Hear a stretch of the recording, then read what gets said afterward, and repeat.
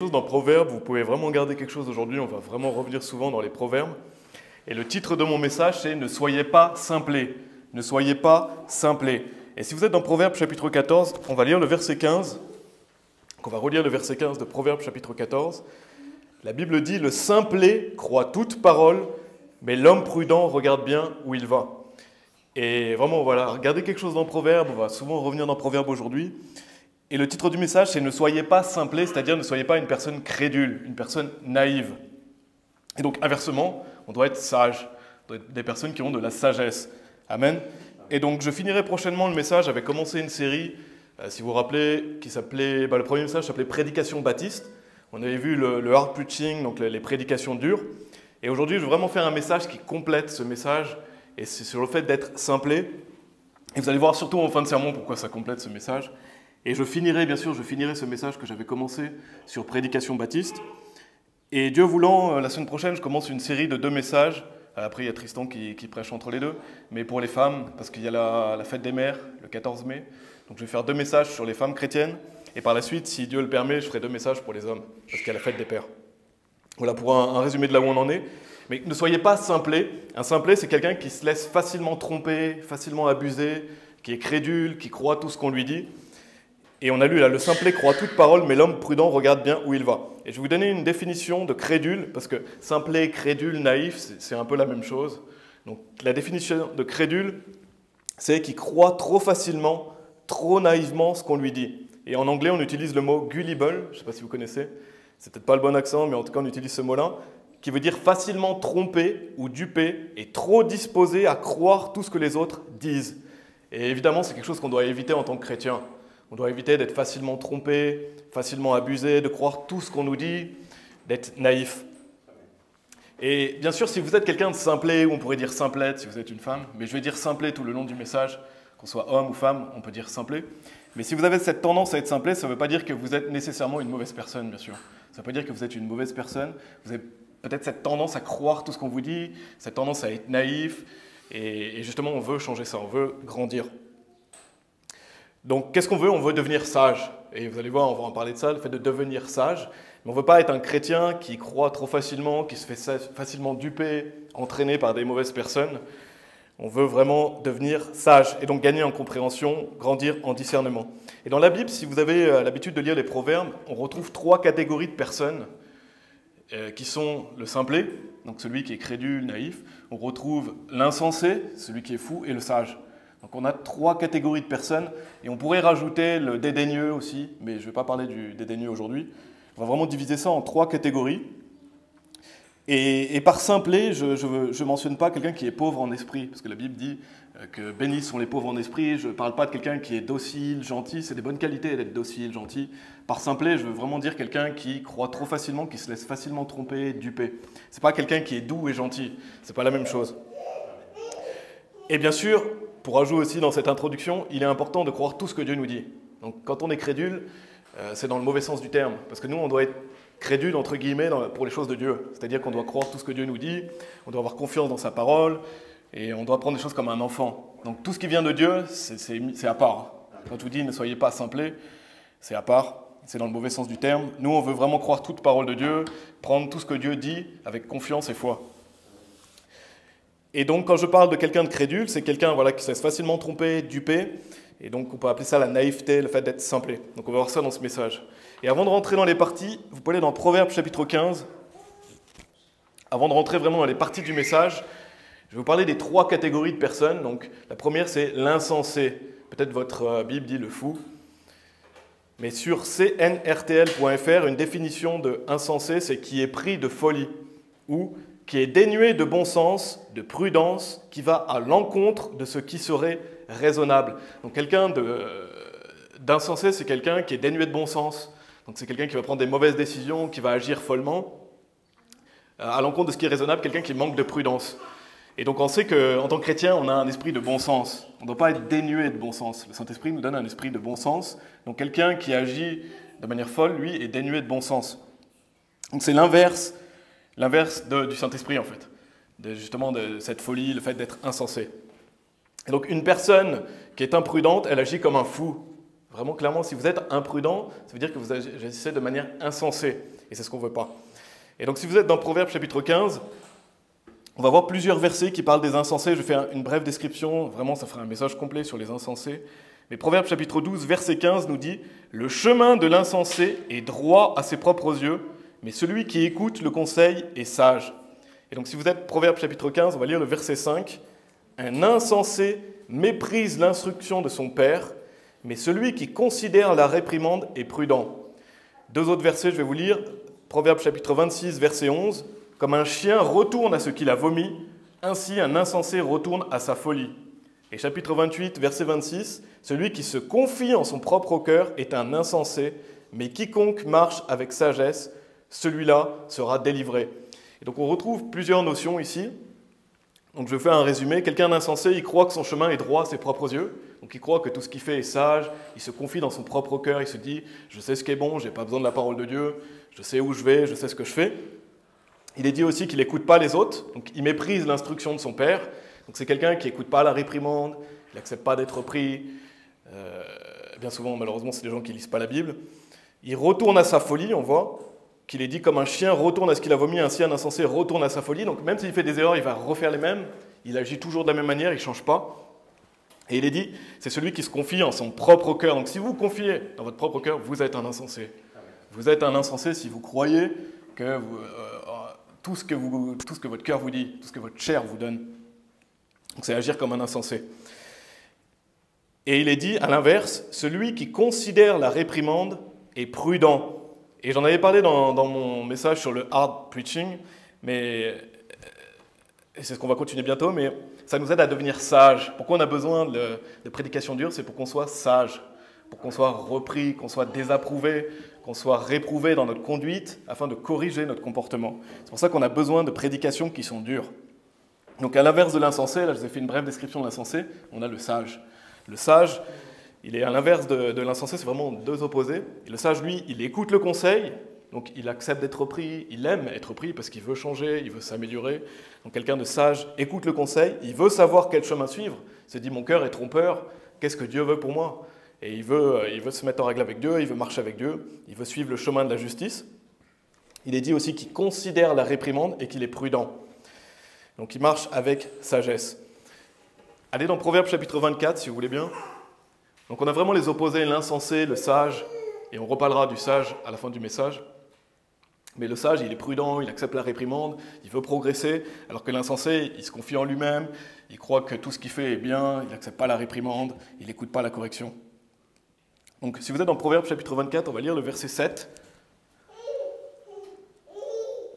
Et c'est vraiment parlant, quand vous lisez ce verset, c'est vraiment parlant. Parce que la Bible dit « La sagesse est trop élevée pour un insensé ». Donc pour lui, pour l'insensé, la sagesse, c'est comme une montagne. Elle est trop élevée pour lui. Il n'ouvre pas sa bouche au portail. Donc on voit cette opposition entre l'insensé et le sage. Pour lui, c'est trop élevé. Parce que l'insensé, bien souvent, il veut rester sur le chemin, il ne veut pas devenir sage. Il veut rester idiot. Donc ça m'amène à la troisième catégorie. L'insensé, le sage, c'est le simplet. C'est ça qu'on va beaucoup parler aujourd'hui. Et il est un peu entre les deux. Si vous êtes quelqu'un de simplet, vous dites, moi je suis un peu comme ça, je suis un peu crédule, je suis un peu naïf, je suis un peu simplet, vous avez un choix à faire. Parce qu'il y a deux voies possibles. Vous avez la voie de l'insensé ou la voie du sage. Donc si vous êtes à ce carrefour, décidez de suivre la voie du sage. Parce que, en fait, vous n'allez pas... Je pense que quelqu'un qui est simplet, il ne va pas tout le temps rester simplet toute sa vie. Il va devenir insensé ou il va devenir sage. Donc par défaut, si vous êtes simplet et que vous ne progressez pas en sagesse, vous allez devenir insensé. Vous allez agir comme un insensé. Et donc, vraiment, faites ce choix. Quelle voie vous voulez prendre, la sagesse ou la folie? Il y a vraiment un choix à faire. Il y a deux directions opposées. Donc, si vous ne voulez pas être sage, vous allez probablement devenir un insensé. Parce qu'il n'y a pas de stagnation. C'est soit on progresse, soit on régresse. Donc, on va développer cette catégorie, le fait d'être simplet. Et pour finir d'introduire le sujet, je ne sais pas si vous connaissez, il y a un dessin animé qui s'appelle Blanche-Neige. Je pense que la plupart d'entre vous connaissent Blanche-Neige et les 7 nains. Et je ne recommande vraiment pas ça. Hein. Je ne recommande vraiment pas ça. C'est Disney, c'est pervers, c'est mauvais, c'est malsain. Si je prends cet exemple, c'est que la plupart des gens connaissent. Et il y a un nain qui s'appelle Simplet. Je ne sais pas si vous saviez, mais il y a un des 7 nains qui s'appelle Simplet dans Blanche-Neige. Et si je vous le donne, c'est parce que ce personnage, il est appelé Simplet pour une bonne raison. J'ai noté une phrase à son sujet. Il est dit qu'il n'est pas un total imbécile. Donc ils disent que ce n'est pas un total imbécile. mais il est appelé simplet parce qu'il a été surnommé par ses frères en raison de son comportement enfantin et immature. Donc pourquoi ses frères appellent ce personnage simplet? Parce qu'il est enfantin, il est immature. Et c'est vrai que quand vous voyez les enfants sont bien sûr des enfants, ils sont immatures, ils sont crédules. Donc un enfant va croire ce qu'on lui dit, un enfant a cette tendance à facilement croire, et ça c'est une bonne chose. C'est pour ça qu'il faut s'assurer que nos enfants soient sauvés dès le plus jeune âge. On s'assure que nos enfants sont sauvés. La Bible nous dit d'être comme un petit enfant, donc il y a une bonne chose, c'est que les enfants apprennent, ils ont envie d'apprendre, ils croient en leurs parents. Donc c'est le moment justement où vous devez leur enseigner le maximum de choses, maximum la Bible, qu'est-ce qui est bien, qu'est-ce qui est mal. Et donc Dieu a donné aux enfants cette crédulité, le fait qu'ils sont facilement influençables. Il va être sauvé plus facilement. Et donc nous, en tant que parents, on doit aimer nos enfants, on doit les élever dans la Bible, on doit les instruire dès la naissance avec la parole de Dieu, parce qu'ils vont beaucoup apprendre. Mais regardez ce qu'il dit aussi dans Proverbes chapitre 29, si vous voulez. Proverbes chapitre 29, en attendant, je vais vous lire Proverbes chapitre 22, verset 15. « L'absurdité est liée au cœur d'un enfant, mais le bâton de la correction la conduira loin de lui. » Et donc si vous êtes dans Proverbes 29, on va lire le verset 15. « Le bâton et la réprimande donnent la sagesse, mais un enfant livré à lui-même fait honte à sa mère. » Et c'est intéressant parce que là, vous avez 7 chapitres qui différencient ces deux versets, 22 verset 15, 29 verset 15. Et quand on les compare, c'est intéressant parce qu'on voit qu'un enfant livré à lui-même, il va faire honte à sa mère. Et pourquoi? Parce que l'absurdité est liée au cœur d'un enfant. Donc si vous ne corrigez pas votre enfant, si vous ne l'instruisez pas, il va faire honte à sa mère parce qu'un enfant, il a de la folie dans son cœur. Et donc le bâton de la correction la conduira loin de lui. Donc c'est pour ça que c'est important de discipliner, c'est important d'instruire nos enfants. Il est dit, le bâton de la correction la conduira loin de lui. Et au final, qu'est-ce que ça donne? La sagesse. Il est dit, le bâton et la réprimande donnent la sagesse. Donc en tant que parent, on doit protéger nos enfants. Si vous êtes un parent, vous devez protéger vos enfants parce que vos enfants sont crédules. Vos enfants croient facilement ce qu'on leur dit, donc vous devez les protéger des étrangers. Vous devez les protéger de ce qu'ils regardent, qu'est-ce qu'ils écoutent. Il faut absolument protéger le cœur de nos enfants. Et justement, profitons, quand on est parents, d'instruire nos enfants, de leur enseigner la voie à suivre quand ils sont petits. Et donc les enfants sont simplés, ils sont crédules, il faut les faire devenir sages. On doit faire devenir nos enfants sages, qui grandissent en maturité. Et donc quand on grandit, on devient plus mature, plus responsable, et justement on ne veut pas être un idiot, on va avoir plus de discernement. Et donc ce personnage de simplet que je vous ai donné, justement lui il est enfantin et immature. Il est enfantin et immature, et ça c'est pas acceptable pour un adulte. On ne veut pas être un adulte enfantin, immature, idiot, bonnet, simplet. On veut choisir la sagesse. Amen. On veut grandir, on veut développer de la maturité, on veut devenir un chrétien mature et sage. C'est pour ça que je vous ai donné cet exemple du petit simplet. Si vous êtes simplet, c'est fini. Vous devez devenir sage. Allez dans Jacques chapitre 1 si vous voulez. Sinon, vous allez devenir insensé. Si vous êtes simplet, vous allez devenir insensé si vous ne choisissez pas la voie de la sagesse. Donc là, vraiment, c'est une grande introduction, mais je veux vraiment différencier ces catégories qu'on retrouve dans les proverbes, l'insensé, le sage, le simplet. Pour finir cette introduction, on va aller dans Jacques chapitre 1. J'ai encore quelques points, mais Jacques chapitre 1, versets 5 à 8. Je pense que vous connaissez ce passage, mais c'est vraiment un passage essentiel quand on parle de ce sujet. Il est dit, « Si l'un de vous manque de sagesse, qu'il demande à Dieu, qui donne à tous les hommes libéralement et ne reproche pas, elle lui sera donnée. Mais qu'il demande avec foi, sans hésitation, car celui qui hésite est semblable à une vague de la mer conduite par le vent et ballottée. Or que cet homme ne pense pas qu'il recevra quoi que ce soit du Seigneur. Un homme versatile est instable en tous ses agissements. » Donc si vous êtes simplet, demandez la sagesse à Dieu. La Bible dit clairement, demandez à Dieu. Dieu donne libéralement, parce que Dieu veut que vous soyez sage. Dieu veut pas que vous soyez un simplet ou un insensé. Donc demandez à Dieu et Dieu vous donnera cette sagesse. Dieu va vous aider à maturer, à devenir plus responsable. Et c'est intéressant parce que quand on regarde, ici il est dit, ce cœur versatile, celui qui hésite, il est dit qu'il ne recevra rien du Seigneur.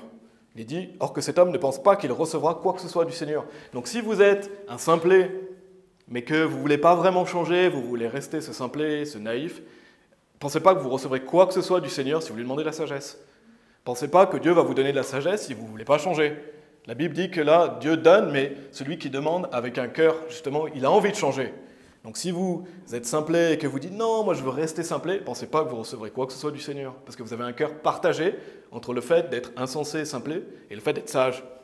Donc justement, changer et demandez vraiment, voilà, Seigneur, je suis un simplet, mais je veux devenir sage. Et c'est là où Dieu va vous donner cette sagesse. C'est vraiment extrêmement important, vous devez choisir. Donc arrêtez d'être immature, enfantin, cessez de vouloir être simplet. Amen. Donc je vais vous relire Proverbes chapitre 14, verset 15. Je vais regarder. Vous pouvez aller dans Proverbes chapitre 8, en attendant si vous voulez. Proverbes chapitre 8, je vais relire Proverbes chapitre 14, verset 15. Le simplet croit toute parole, mais l'homme prudent regarde bien où il va. Donc le simplet, il est crédule, il croit toute parole. Ce qu'on va lui dire, même si ça paraît bizarre, il va le croire. Il va croire tout ce que vous allez lui dire, il ne va pas remettre en question. Et malheureusement, il va croire des choses aussi qui l'amènent sur un mauvais chemin. Parce que vu qu'il a cette tendance à croire, il va croire des choses qui peuvent l'amener dans des mauvaises situations, avec des mauvaises personnes, à faire des mauvaises choses. C'est pour ça qu'à l'inverse, le prudent, lui, il regarde bien où il va.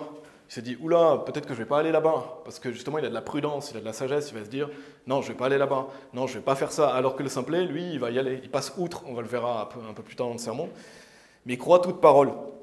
Donc prenons un exemple. Si vous êtes quelqu'un de simplet, je ne sais pas, vous êtes invité par des amis, mais ça ne devrait pas être vos amis, qui boivent de l'alcool.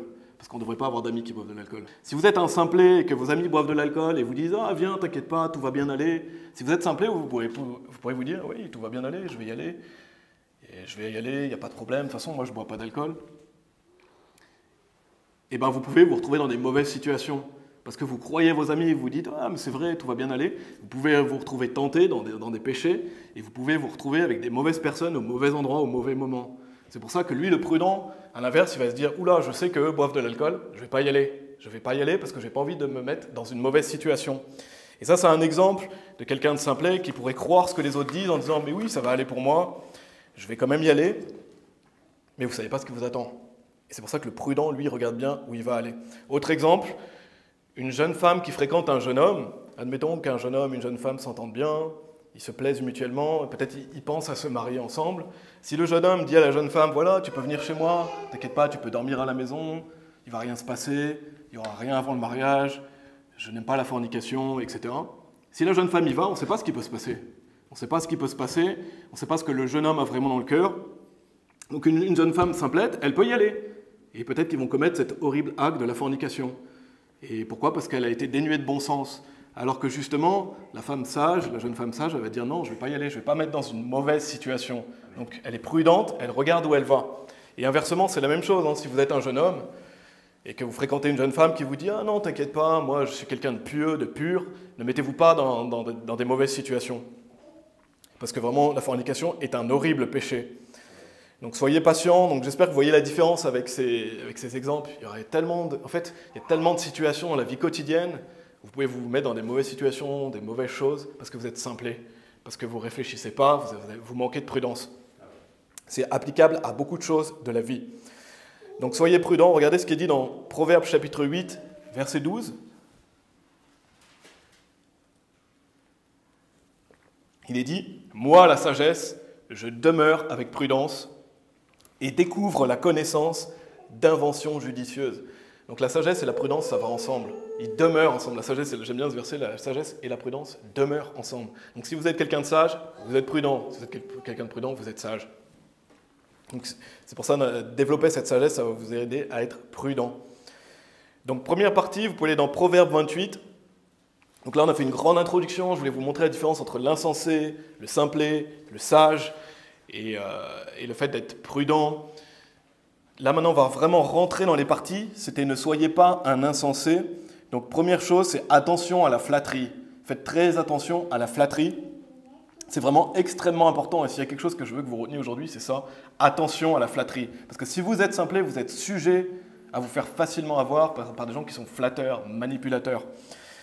Donc, qu'est-ce que la flatterie ? Sur Larousse, il est dit « Action de flatter, compliment exagéré et intéressé ». Et sur languefrançaise.fr, il est dit « Louange fausse ou exagérée, donnée dans le dessein de plaire, de séduire, d'exploiter ». Donc quelqu'un qui vous flatte, il vous trompe, il vous ment. En fait, il va vous dire quelque chose, mais dans son cœur, il pense autre chose. Ce n'est pas quelqu'un de sincère. Il va exagérer, peut-être qu'il va exagérer certains compliments. En fait, il ne croit pas ce qu'il est en train de vous dire. Mais il vous le dit. Pourquoi ? Parce qu'il vous flatte, il vous trompe, il vous ment. Ce n'est pas quelqu'un qui est sincère. Et il y a une différence entre flatter et complimenter. Parce qu'il faut qu'on complimente les autres. C'est très important de complimenter, si vous le croyez bien sûr. Complimenter, encourager. Si vous avez une bonne parole à dire à un frère ou une sœur, vous Vous pouvez le dire, c'est complimenter, encourager, parce que vous le croyez en fait, tout simplement. Vous croyez ce que vous êtes en train de dire à l'autre. Quelqu'un qui vous flatte, c'est pas la même chose. C'est quelqu'un qui vous dit quelque chose, mais à l'intérieur, il ne pense pas la même chose.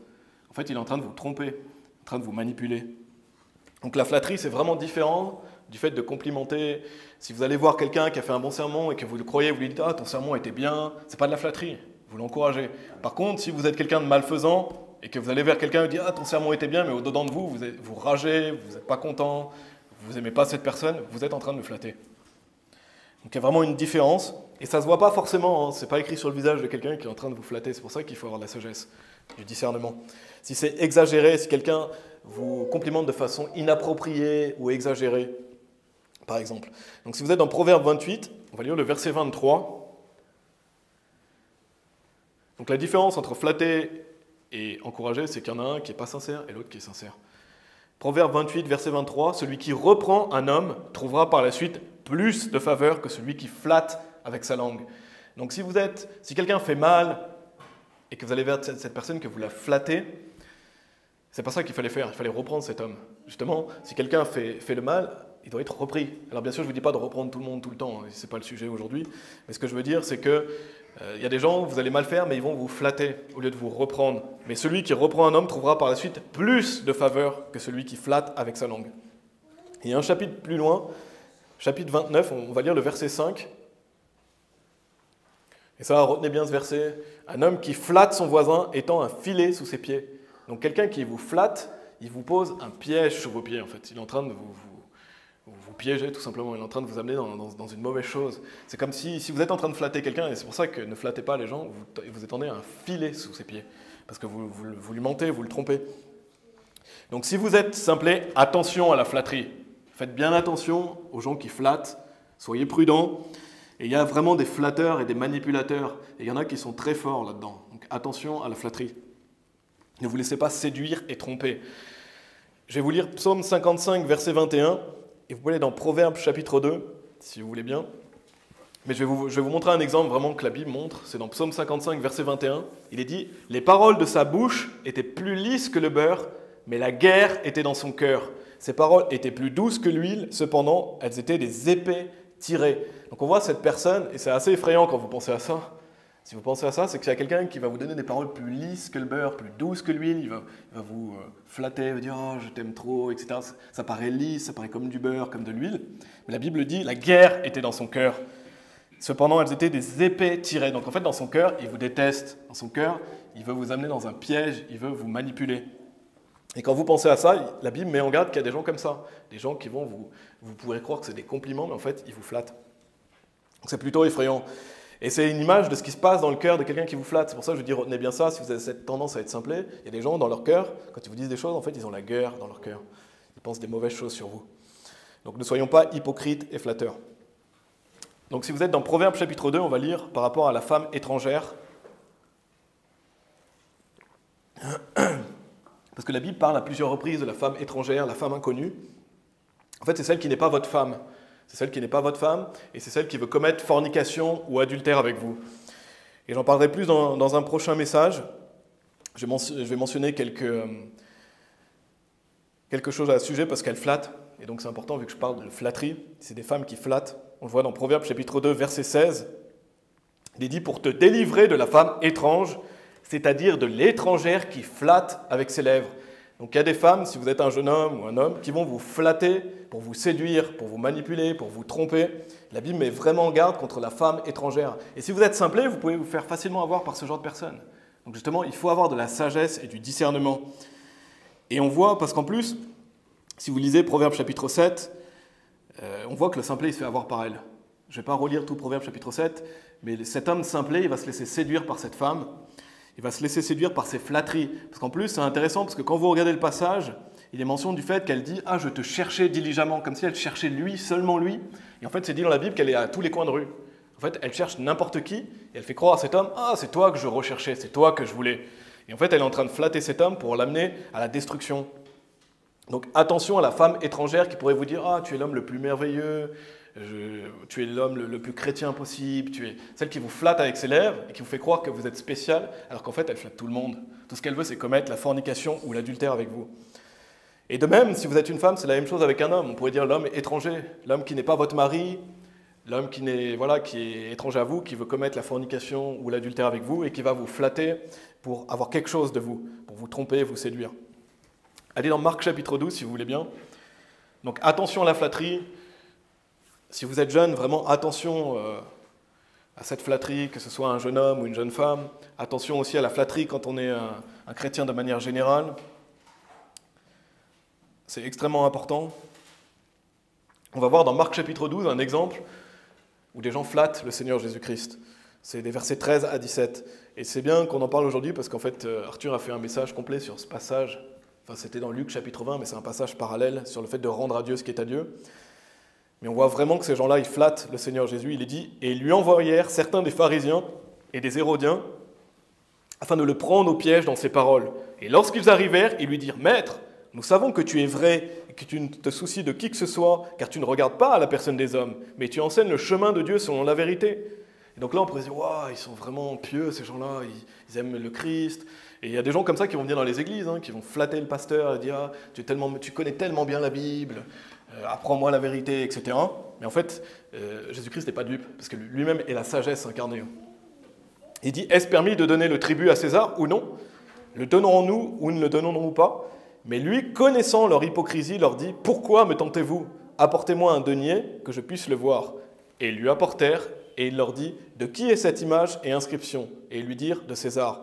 Et Jésus répondant, leur dit, rendez à César les choses qui sont à César, et à Dieu les choses qui sont à Dieu. Et ils s'émerveillèrent à son sujet. Donc je ne vais pas développer ça, Arthur en a déjà parlé, mais on voit que, bien sûr, le Seigneur Jésus, c'est la sagesse incarnée. Il sait que c'est des hypocrites. Il sait qu'ils sont en train de le flatter. Et ça montre vraiment ce proverbe qu'on a vu, verset 5 du chapitre 29, « Un homme qui flatte son voisin étend un filet sous ses pieds. » Et là, on voit que la Bible, elle est merveilleuse parce qu'on voit vraiment une situation réelle de ce proverbe. On voit une situation réelle d'un proverbe, c'est-à-dire que là, ils sont en train de flatter Jésus-Christ pour le piéger. Ils veulent qu'il soit détruit, bien sûr, ils veulent sa mort. Et ils n'ont pas des bonnes intentions vers lui quand il dit ces mots-là. On pourrait dire, c'est plus lisse que le beurre, c'est plus doux que l'huile. Non, ils le flattent pour le manipuler. Donc Jésus-Christ, bien sûr, a vu leur hypocrisie. Et vous pouvez aller dans Proverbe 8. Si vous voulez bien, Proverbe chapitre 8, comme j'ai dit, on va vraiment bien souvent les proverbes, on garder quelque chose dedans. Mais Jésus-Christ, mes amis, c'est la sagesse. Il est la sagesse. Et quand vous lisez Proverbe chapitre 8, ça parle beaucoup du Seigneur Jésus. Il est la sagesse, en lui demeure toute sagesse.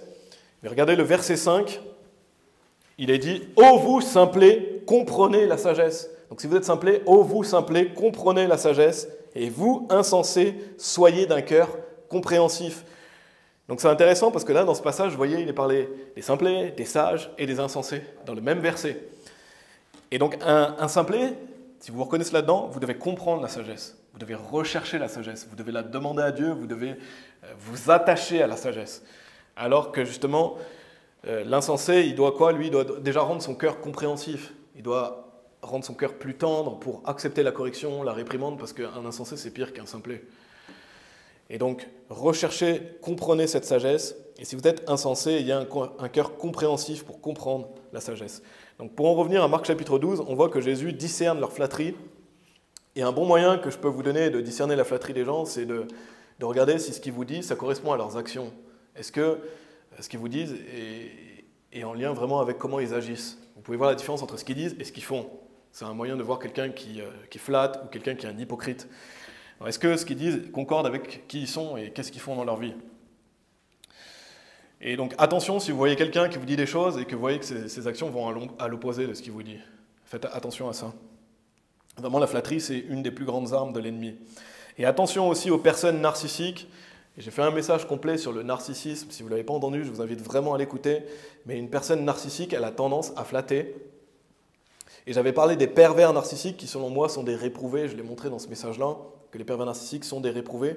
Ce n'est pas seulement quelqu'un qui a quelques caractéristiques d'un narcissique, c'est quelqu'un qui a un trouble de la personnalité narcissique, donc c'est différent.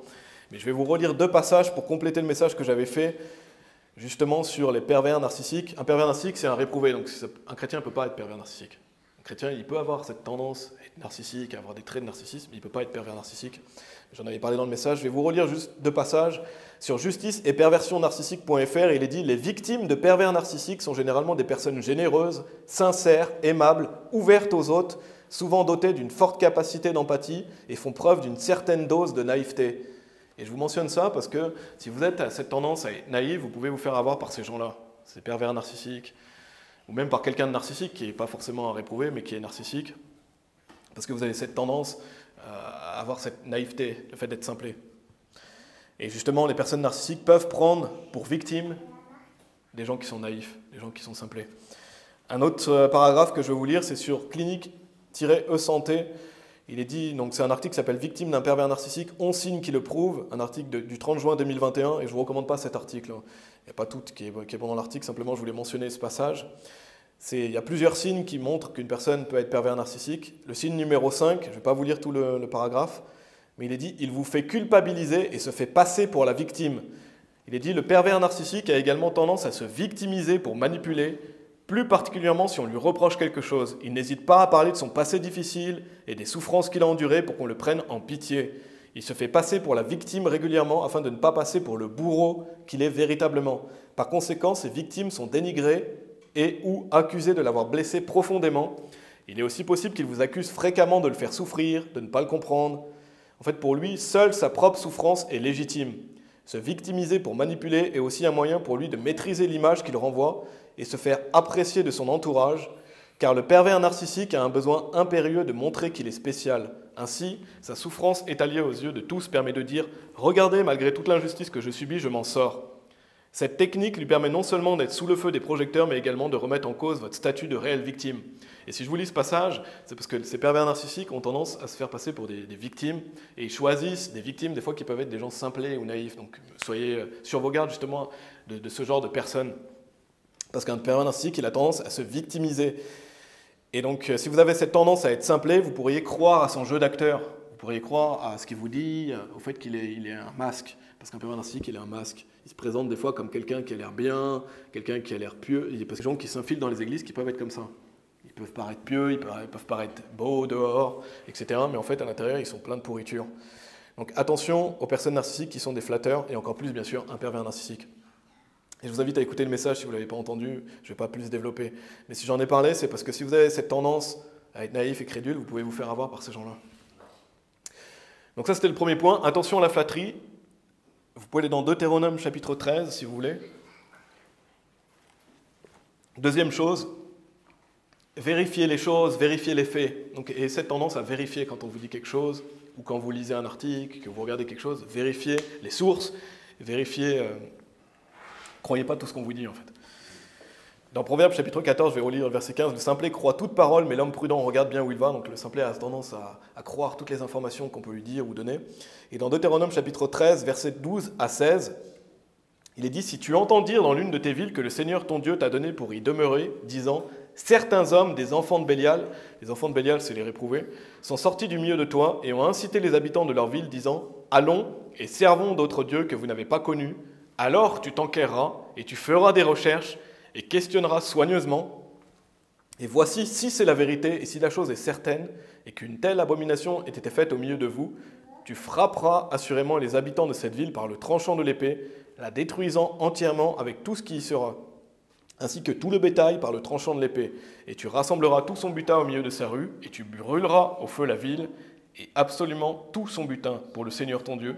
Et elle sera un monceau à toujours, elle ne sera plus rebâtie. Donc on voit dans ce passage, je ne vais pas développer ce passage, mais on voit ici qu'on doit s'enquérir. Vous devez faire des recherches, vous devez vérifier qu'est-ce qui s'est passé, vous devez chercher la vérité, vous ne devez pas croire tout ce qu'on vous dit.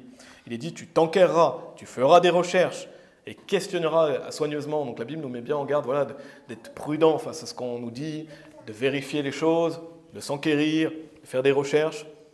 Et voici si c'est la vérité et si la chose est certaine. Donc on doit vérifier. Vous devez vérifier les informations, vérifier les choses qu'on vous dit. Prenez pas pour argent comptant tout ce qu'on peut vous dire. Et tous les conseils qu'on peut vous donner aussi. Donc soyez prudents. Donc notamment par exemple, aujourd'hui bien sûr, il y a Internet et il y a beaucoup de fausses informations sur Internet. Il y a beaucoup de fake news, de hoax. Donc si vous avez cette tendance à croire tout ce qu'on vous dit sur Internet, vérifiez. Et un bon moyen de vérifier quand vous lisez un article, c'est aller sur la page d'accueil. Regardez quel genre de site c'est. Si vous voyez tout un tas d'articles bizarres, dites-vous que c'est des fake news probablement. Donc vérifiez les informations où vous allez, vérifiez les sites que vous suivez, vérifiez les vidéos que vous regardez, les livres que vous lisez. Donc justement, développez ce discernement. Et si vous êtes quelqu'un de sincère, et c'est le pasteur Anderson qui l'avait dit, ça m'a marqué, c'est que si vous êtes quelqu'un de sincère, vous pourriez avoir cette tendance à croire que les gens sont sincères en fait. Par exemple, si vous-même vous êtes quelqu'un de sincère, vous pouvez croire que les autres sont sincères. Mais ce n'est pas toujours le cas. C'est pas toujours le cas. Sachez qu'il y a des gens qui ne sont pas sincères. Donc vous gardez cette sincérité. Gardez votre sincérité, mais il y a des gens qui ne sont pas sincères. Donc ne croyez pas que tous les gens à qui vous parlez sont bienveillants envers vous, sont sincères envers vous, vous veulent du bien, parce que ce n'est pas du tout le cas. On n'est pas dans un monde, on est dans un monde rempli de péché, de violence, dans un monde rempli de perversion. Donc soyez prudents avec ce qu'on vous dit. Soyez prudents quand quelqu'un vous parle. Les gens ne sont pas toujours bien intentionnés envers vous, malheureusement. Ça sera au paradis. Amen. Donc restez prudents et restons des personnes sincères, mais ne croyons pas que tous les autres en face de nous sont sincères. Et donc identifiez les fake news, vérifiez les informations. Si par exemple vous lisez un article, comme j'ai dit, allez sur la page d'accueil, regardez quel genre de site c'est, vérifiez qu'est-ce que vous regardez. Parce que vous pourrez perdre de votre propre fermeté, vous pouvez vous laisser embarquer dans des mauvaises choses, dans la dépression ou l'anxiété ou de l'angoisse. Donc attention. Et il y a vraiment des gens pour qui leur passion, c'est de créer des fausses informations. Il y a des gens qui s'amusent à ça. Il y a des gens qui s'amusent, soit pour gagner de l'argent, soit pour faire perdre du temps. Mais il y a des gens qui, leur passion, c'est créer des faux articles, créer des fake news, inventer des choses, donner des fausses prédictions sur la Bible. Donc soyez prudents. Allez dans Psaume 28. C'est vraiment la réalité du monde dans lequel on vit. Et on doit se protéger, on doit protéger nos enfants et on doit avoir de la sagesse. N'oubliez pas, le titre du message, c'est « Ne soyez pas simplés ». Donc, Psaume 28, verset 3, il est dit « Ne me repousse pas avec les hommes immoraux ». Et ça, c'est une bonne prière à faire. « Et avec les ouvriers d'iniquité, lesquels parlent de paix à leurs voisins, mais la malveillance est dans leur cœur. » Vous voyez, qu'est-ce que dit la Bible? Il y a des gens qui vont vous allez croire qu'ils veulent votre paix, ils veulent votre bien. Et on voit des gens hypocrites. Si vous travaillez, vous voyez des gens hypocrites. Mais la Bible dit « Mais la malveillance est dans leur cœur ». Donc il y a des gens qui ont vraiment de la malveillance dans leur cœur. Ils ne vous veulent pas du bien. Ils ne veulent pas votre bien. Donc attention, ayez du discernement. Ne soyez pas simplés et dupes. Parce que là, on voit vraiment des gens qui peuvent parler de paix à leur prochain. Et en fait, la malveillance est dans leur cœur. Donc vraiment, réalisez ça maintenant. Aujourd'hui, réalisez, je ne veux plus être simplé, je veux changer, je veux être sage. Amen. Donc ça, c'était la deuxième partie. Troisième partie, allez dans Romains chapitre 16. Romains chapitre 16. Si vous avez cette tendance aussi à être simplé, il faut identifier les faux prophètes, identifier les mauvaises sources, identifier les menteurs, donc les personnes malfaisantes. Dans Romains chapitre 16, on va lire des versets 17 à 19. Il est dit « Maintenant, je vous implore, frères, notez ce qui cause des divisions et des offenses contraires à la doctrine que vous avez apprise et évitez-les. Car ceux qui sont tels ne servent pas notre Seigneur Jésus-Christ, mais leur propre ventre. Et par de bonnes paroles et de beaux discours, ils trompent les cœurs des simples. Car votre obéissance est propagée au loin vers tous les hommes. Je suis donc content pour vous, mais cependant, je voudrais que vous soyez sages envers ce qui est bien et simples quant au mal. » Donc on voit ici qu'il y a des personnes qui se disent chrétiennes. Vous allez rencontrer des gens qui se disent chrétiens. Peut-être qu'ils vont dans des églises, etc. Mais ils sont là pour causer des divisions et des offenses. Ils sont là pour détruire. Et j'en ai déjà parlé un peu, mais il y a des gens qui s'infiltrent.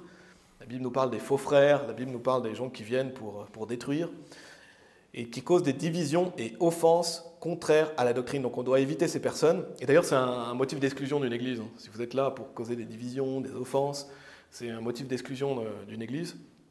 On pourrait prendre l'exemple de quelqu'un qui vient et qui enseigne des hérésies de damnation. Quelqu'un qui vient dans un groupe et qui dit « Ah, vous savez pas, mais en fait, j'ai découvert quelque chose. Dieu, c'est pas une trinité. En fait, Jésus, c'est le Père. » Et il y a des gens qui peuvent venir dans les groupes comme ça, en vous mentant, vous tromper, qui essaient de vous tromper en disant « Ah, vous savez, Jésus, c'est... » Ils pourraient mettre le doute. Si quelqu'un est tout juste converti, il pourrait commencer à douter. Bien sûr, quelqu'un qui est sauvé, il ne va pas croire dans ses mensonges, mais il pourrait douter, il pourrait même quitter le groupe parce qu'il en a marre d'entendre des choses. Donc c'est pour ça qu'il faut éviter ces gens-là. Et ces gens-là qui causent des divisions et des offenses, ils doivent être exclus. Parce qu'il y a des gens qui vont ramener des hérésies de damnation, qui vont par exemple renier la Trinité, ou vont dire qu'on peut perdre le salut. Ils vont vous mettre le doute en vous disant qu'on peut perdre le salut. Parce qu'il est dit, car ceux qui sont tels ne servent pas notre Seigneur Jésus-Christ, mais leur propre vente, et par des bonnes paroles et des beaux discours, ils trompent les cœurs des simples. Donc ils peuvent tromper facilement les gens qui sont simplés. Alors que justement, si vous êtes ancré dans la parole, si vous avez de la sagesse, vous n'allez pas vous laisser facilement séduire par ces personnes.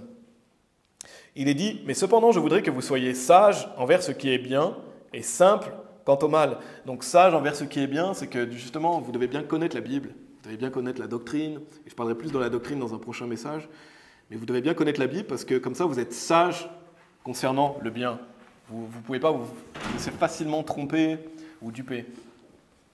Et simple quant au mal. Simple quant au mal, ça veut dire que ne soyez pas une personne qui essaye de toujours étudier à fond les sujets qui sont mauvais ou malsains. Par exemple, je ne sais pas, enfin, j'ai pas d'exemple là qui me viennent, mais je veux dire, ne soyez pas le genre de personne qui essaye de comprendre toujours le mal, qui essaye de trop creuser ces sujets, parce qu'il faut être simple concernant le mal. On doit avoir du discernement. Si vous prêchez un sermon, vous pouvez étudier un sujet, mais n'étudiez pas tout ce qui est mauvais, tout ce qui est malsain, parce que vous pourrez vous faire du mal, vexer votre âme. Donc soyez simple quant au mal. Ne vexez pas votre âme, par exemple, en lisant des livres malfaisants, en regardant des choses malfaisantes qui vont vous vexer, qui vont vous faire vous sentir mal. La Bible nous dit d'être simple quant au mal. Et la Bible parle des faux prophètes. Je ne vais pas trop développer ça, mais il y a des faux prophètes. Il y a par exemple dans la francophonie, vous avez Marcelo Tounasi, vous avez Jérémy Sourdril, c'est des faux prophètes. Vous avez Paul Washer, vous avez Billy Graham, vous avez John MacArthur, pardon. Donc il y a des faux prophètes. Quand vous les connaissez, les écoutez plus. Écoutez pas un faux prophète. Parce que si vous êtes justement à cette tendance crédule et naïve, vous allez peut-être aller dans des fausses doctrines. Pas des fausses doctrines sur le salut si vous êtes sauvé, mais des fausses doctrines. Donc quand vous connaissez un faux prophète, quand vous connaissez une mauvaise source, n'écoutez plus ces personnes. Justement, ayez de la sagesse. Il y a vraiment des gens qui sont des faux prophètes, il y a des gens qui sont des fils du diable, qui sont là pour tromper et pour manipuler. Et de même, il y a beaucoup de fausses prédications sur le retour de Jésus-Christ. Vous entendez toujours des nouvelles dates, des nouvelles personnes qui donnent des « Jésus-Christ revient tant, à telle date, revient à telle date, etc. » Ne tombez pas dans ces pièges, justement, des gens qui prédisent la venue du Seigneur Jésus. Et attention aussi aux fausses doctrines, je développerai plus dans un prochain message. Donc ne croyez pas aussi toute personne qui se dise chrétien ou pasteur. Si quelqu'un est révélé malfaisant, évitez cette personne. Évitez cette personne s'il y a des preuves, s'il y a des faits qu'une personne est mauvaise. Évitez cette personne. Donc par exemple, si quelqu'un se dirait frère ou sœur et viendrait dans notre groupe, s'il est prouvé que cette personne est malfaisante, évitez cette personne. Évitez cette personne et ne vous laissez pas tromper et duper par une personne qui viendrait vous flatter ou vous faire rebeller contre l'autorité ou qui essaierait de vous détourner. Par contre, si quelqu'un, par exemple, vient dans notre groupe, je ne sais pas, et commet la fornication, parce que la fornication est un péché qui est digne d'exclusion, et que la personne ne veut pas se repentir, elle est exclue du groupe. Mais si la personne se repent, elle dit non, moi je ne veux plus commettre ça, on doit pardonner, on doit oublier, on doit réintégrer la personne. Amen. Mais par contre, si quelqu'un vient ici et qui vient amener des fausses doctrines et qui vient pour détruire, qui vient avec des mauvaises intentions, et que cette personne est prouvée, évitez cette personne et faites attention et soyez vraiment sur vos gardes par rapport à des gens comme ça. Et ça n'empêche pas d'être hospitalier, on doit être hospitalier, on doit espérer le meilleur des gens, on doit donner le bénéfice du doute, mais quand il y a des preuves, quand il y a des drapeaux rouges, alors ouvrez les yeux, ne soyez pas à justifier les immoraux, comme dit la Bible. On ne justifie pas les immoraux. Et donc, ne soyez pas des idiots et des simplés à ce sujet-là. Amen. Et non plus, ne soyez pas des défenseurs des bourreaux. Parce qu'il y a cette tendance, je ne sais pas pourquoi, chez les êtres humains, des fois, à défendre les bourreaux au lieu de défendre les victimes. Ne soyez pas des défenseurs de ceux qui sont des bourreaux. Si quelqu'un est malfaisant, prenez pas le parti de cette personne. Ayez plutôt de la pitié et de la compassion pour la victime.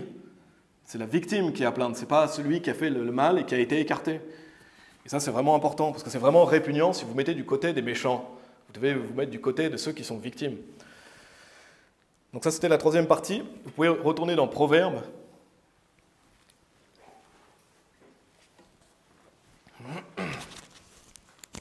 Dernière partie, j'ai bientôt terminé, c'est le fait de devenir sage.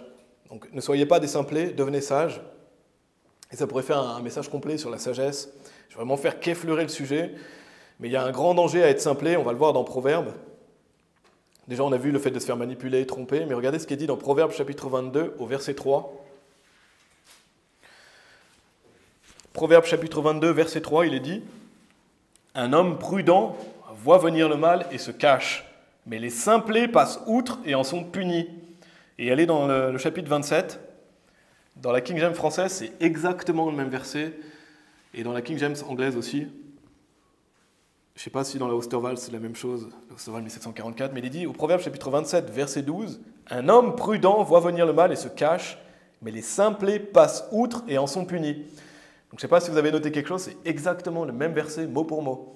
Et je ne sais pas si vous en connaissez d'autres, moi je ne connais pas d'autres versets qui sont exactement la même chose, mot pour mot. Parce que vous avez des fois des citations de l'Ancien Testament dans le Nouveau, vous avez des versets similaires, et peut-être que vous en connaissez, moi je n'ai pas connaissance d'autres versets, mais là vous retrouvez 2 fois le même verset. Et donc si vous le retrouvez 2 fois, c'est que c'est important, n'est-ce pas? Si Dieu l'a mis 2 fois exactement le même verset, c'est qu'il est important, donc on va le relire. Un homme prudent voit venir le mal et se cache, mais les simplés passent outre et en sont punis.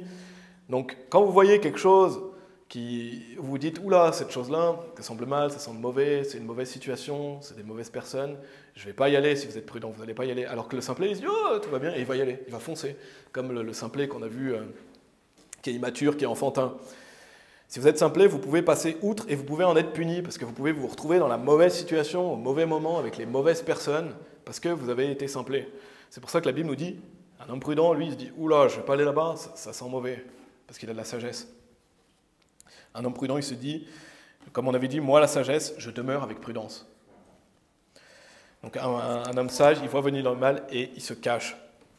Proverbe chapitre 1, si vous voulez, on va finir dans Proverbe chapitre 1. Donc réalisez bien que le fait d'être simplé, ça peut être dangereux, voire très dangereux pour vous. C'est pour ça que je vous prêche ce sermon, c'est qu'on doit devenir plus sage. On doit toujours progresser dans la sagesse. Proverbe chapitre 1, verset 32.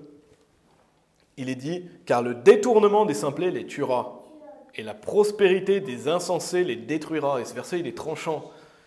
Voilà où ça peut vous amener d'être simplé, ça peut vous tuer. Ça peut vous tuer parce que vous pouvez vous retrouver au mauvais endroit, au mauvais moment, comme j'ai dit. Et parce que vous pouvez passer outre, rester dans des péchés en se disant « Oh, rien de mal va m'arriver, je peux continuer sur ce chemin » et vous ne voulez pas de la sagesse. Donc, le détournement des simplés les tuera, et la prospérité des insensés les détruira. Et vraiment, la sagesse est essentielle pour les choix de vie, pour les choix que vous faites, pour le chemin sur lequel vous allez. Et regardez ce qu'il est dit au verset 10, juste un peu avant, parce que le verset 32 fait suite au verset 10. Il est dit « Mon fils, si des pécheurs t'attirent, ne consens pas. » Donc, si des pécheurs vous disent « Ah, viens avec nous », et lisez le chapitre si vous voulez, et va vous amener dans des mauvaises choses, ne consentez pas, n'y allez pas, parce que ça peut vous amener à la mort ou à la destruction, ou ça peut vous amener dans des mauvaises situations avec des mauvaises personnes. Et c'est pour ça qu'il faut développer de la prudence, de la sagesse. Et on va lire les versets 20 à 23.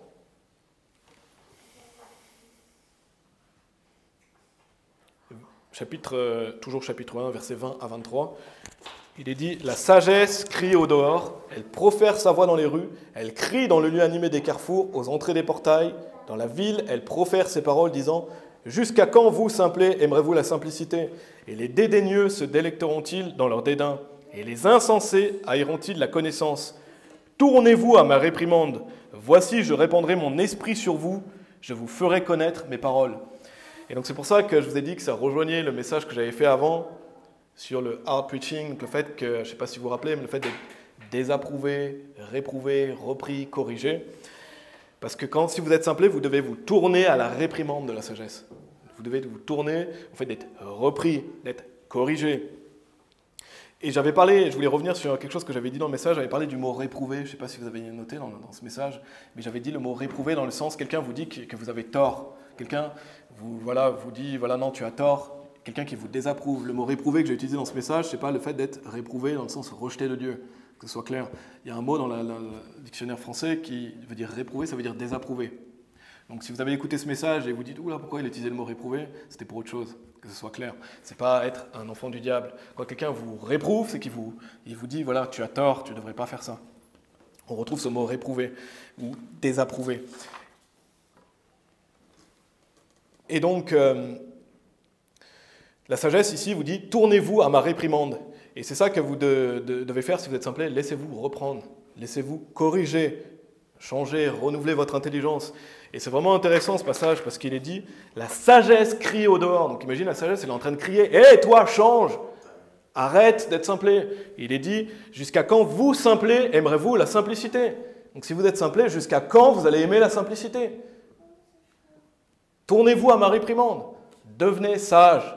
Et c'est pour ça, la sagesse, elle crie au dehors. « Hé, toi, détourne-toi de ta simplicité, deviens sage. » Et c'est ce que je vous dis aujourd'hui, si vous êtes simple, Détournez-vous et acceptez la réprimande, changez. Et lisez les proverbes. Dans les proverbes, il y a plein de sagesse. Lisez les proverbes, demandez à Dieu, mais ne demeurez pas sur ce chemin de la simplicité. C'est vraiment intéressant parce que la sagesse, elle crie au dehors, c'est ce que dit la Bible. Parce que Dieu veut que vous suiviez la sagesse, Dieu veut que vous deveniez sage. Jusqu'à quand vous simplez, aimerez-vous la simplicité? C'est une bonne question à se poser. Jusqu'à quand vous allez aimer la simplicité si vous êtes simplé? J'espère que c'était jusqu'à aujourd'hui, c'est fini. Maintenant, je deviendrai sage. Tournez-vous à ma réprimande, voici, je répandrai mon esprit sur vous, je vous ferai connaître mes paroles. Et en plus, Dieu, il vous rassure, il dit justement, changez, acceptez d'être repris, et Dieu va répandre son esprit sur vous. Dieu va vous donner cette sagesse. Donc n'ayez pas ce cœur versatile.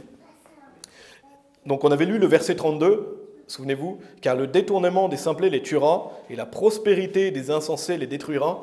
Et je pense que vous voulez plutôt être dans le verset 33, juste après. Lisez le verset 33. « Mais quiconque m'écoute demeurera en sécurité et sera tranquille sans crainte du mal. » Je pense que vous voulez plutôt être dans le verset 33 que dans le verset 32. Verset 32, « Le détournement des simplés les tuera. » Verset 33, « Mais quiconque m'écoute demeurera en sécurité et sera tranquille sans crainte du mal. » Qui ne veut pas être tranquille sans crainte du mal, demeurer en sécurité? Pour ça, vous devez aller vers la sagesse qui crie au dehors. Et donc c'est la conclusion de ce message. Ne soyez plus simplés.